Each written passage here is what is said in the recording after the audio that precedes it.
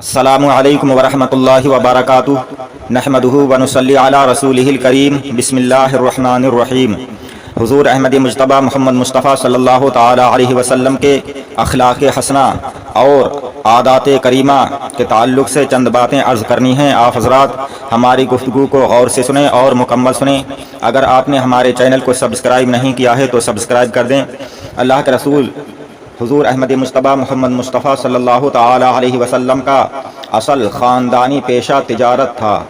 اور چونکہ آپ بچپن ہی میں اپنے چچا ابو طالب کے ساتھ کئی بار تجارتی سفر فرما چکے تھے، جس سے آپ کو تجارتی لین دین کا کافی تجربہ بھی حاصل ہو چکا تھا، اس لیے ذریعہ معاش کے لیے آپ نے تجارت کا پیشہ اختیار فرمایا اور تجارت کی غرض سے ملک شام اور بصرہ اور یمن کا سفر فرمایا، اور ایسی راست بازی اور امانت و دیانت کے ساتھ آپ نے تجارتی کاروبار کیا کہ آپ کے شرکا، آپ کے ساتھی اور تجارت کے شریک لوگ اور تمام اہل بازار آپ کو امین کے لقب سے پکارنے لگے۔ ایک کامیاب تاجر کے لیے امانت، سچائی، وعدے کی پابندی، خوش اخلاقی تجارت کی جان ہیں۔ ان خصوصیات میں مکہ کے تاجر امین یعنی حضور احمد مجتبیٰ محمد مصطفیٰ صلی اللہ تعالی علیہ وسلم جو تاریخی شاہکار پیش کیا ہے، حضور صلی اللہ علیہ وسلم نے اس کی مثال تاریخ عالم میں نہیں ملتی۔ حضرت عبداللہ جو حضور صلی اللہ علیہ وسلم کے ایک صحابی ہیں، ان کا بیان ہے کہ نزول وحی اور اعلان نبوت سے پہلے میں نے آپ سے کچھ خرید و فروخت کا معاملہ کیا، کچھ رقم میں نے ادا کر دی، کچھ باقی رہ گئی تھی۔ وہ کہتے ہیں کہ میں نے وعدہ کیا کہ میں ابھی آ کر باقی رقم بھی ادا کر دوں گا۔ وہ کہتے ہیں کہ اتفاق سے 3 دن تک مجھے اپنا وعدہ یاد ہی نہیں آیا۔ تیسرے دن جب میں اس جگہ پہنچا جہاں میں نے آنے کا وعدہ کیا تھا، تو حضور اقدس صلی اللہ تعالی علیہ وسلم کو میں نے اسی جگہ منتظر پایا۔ وہ صحابی کہتے ہیں کہ مگر میری اس وعدہ خلافی سے حضور صلی اللہ علیہ وسلم کے ماتھے پر ایک ذرہ برابر بھی بل نہیں آیا، بس صرف اتنا ہی فرمایا کہ تم کہاں تھے، میں 3 دن سے تمہارا انتظار کر رہا ہوں۔ اسی طرح ایک صحابی حضرت صائب جب مسلمان ہو کر بارگاہ رسالت میں حاضر ہوئے اور لوگوں نے ان سے حضور صلی اللہ تعالی علیہ وسلم کے خلق عظیم کا تذکرہ کرنا شروع کیا، تو انہوں نے فرمایا کہ میں حضور صلی اللہ تعالی علیہ وسلم کو تم لوگوں سے زیادہ جانتا ہوں، اور پھر انہوں نے بتایا کہ اعلان نبوت سے پہلے آپ صلی اللہ علیہ وسلم میرے شریک تجارت تھے، لیکن حضور صلی اللہ تعالی علیہ وسلم نے ہمیشہ معاملہ اتنا صاف اور ستھرا رکھا کہ کبھی کوئی تکرار یا تو میں کی نوبت ہی نہیں آئی۔ حضور اقدس صلی اللہ تعالی علیہ وسلم کا زمانہ طفولیت ختم ہوا، جوانی کا زمانہ آیا تو بچپن ہی کی طرح آپ کی جوانی بھی تمام لوگوں سے نرالی تھی۔ آپ کا شباب مجسم حیا اور چال چلن عصمت و وقار کا کامل نمونہ تھا۔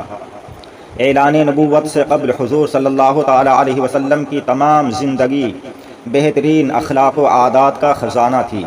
سچائی، دیانت داری، وفاداری، عہد کی پابندی، بزرگوں کی عظمت، چھوٹوں پر شفقت، رشتہ داروں سے محبت، رحم و سخاوت، قوم کی خدمت، دوستوں سے ہمدردی، عزیزوں کی غمخواری، غریبوں اور مفلسوں کی خبرگیری، دشمنوں کے ساتھ نیک برتاؤ، مخلوق خدا کی خیر خواہی، غرض تمام نیک خصلتوں اور اچھی باتوں میں آپ اتنی بلند منزل پر پہنچے ہوئے تھے کہ دنیا کے بڑے سے بڑے انسانوں کے لیے وہاں تک رسائی تو کیا اس کا تصور بھی ممکن نہیں ہے۔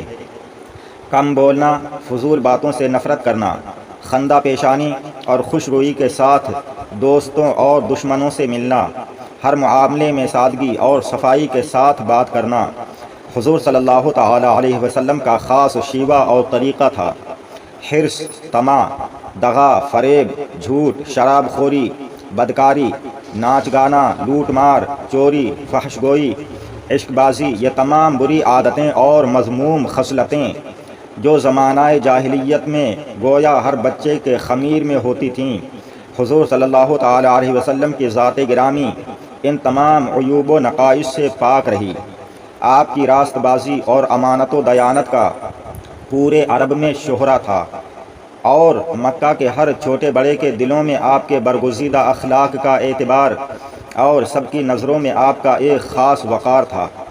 بچپن سے تقریباً 40 برس کی عمر شریف ہو گئی، لیکن زمانہ جاہلیت کے ماحول میں رہنے کے باوجود تمام مشرکانہ رسومات اور جاہلانہ اطوار سے ہمیشہ آپ کا دامن عصمت پاک ہی رہا۔ مکہ شرک و بت پرستی کا سب سے بڑا مرکز تھا۔ خود خانہ کعبہ میں 360 بتوں کی پوجا ہوتی تھی۔ آپ کے خاندان والے ہی کعبہ کے متولی اور سجادہ نشین تھے، لیکن اس کے باوجود آپ نے کبھی بھی بتوں کے آگے سر نہیں جھکایا۔ غرض نزول وحی اور اعلان نبوت سے پہلے بھی آپ کی مقدس زندگی اخلاق حسنہ اور محاسن افعال کا مجسمہ اور تمام عیوب و نقائص سے پاک و صاف رہی۔ چنانچہ اعلان نبوت کے بعد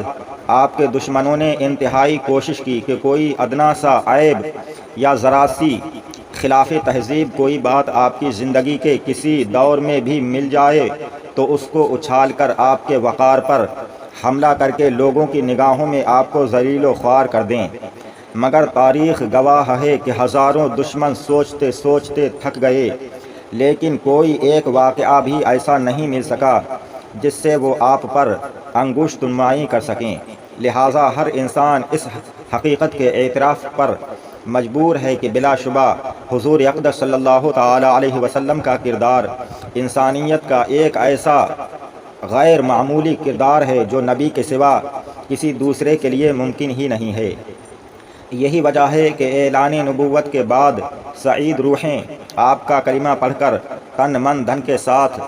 اس طرح آپ پر قربان ہونے لگیں کہ ان کی جان نثاریوں کو دیکھ کر شمع کے پروانوں نے جان نثاری کا سبق سیکھا،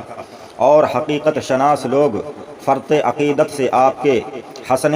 صداقت پر اپنی عقلوں کو قربان کر کے آپ کے بتائے ہوئے اسلامی راستے پر عاشقانہ اداؤں کے ساتھ زبان حال سے یہ کہتے ہوئے چل پڑے کہ چلو وادی عشق میں پا برہنہ، چلو وادی عشق میں پا برہنہ، یہ جنگل وہ ہے جس میں کانٹا نہیں ہے۔ سبحان اللہ۔ بے شک آپ حضرات ہمارے چینل کو سبسکرائب کریں۔ السلام علیکم، خدا حافظ۔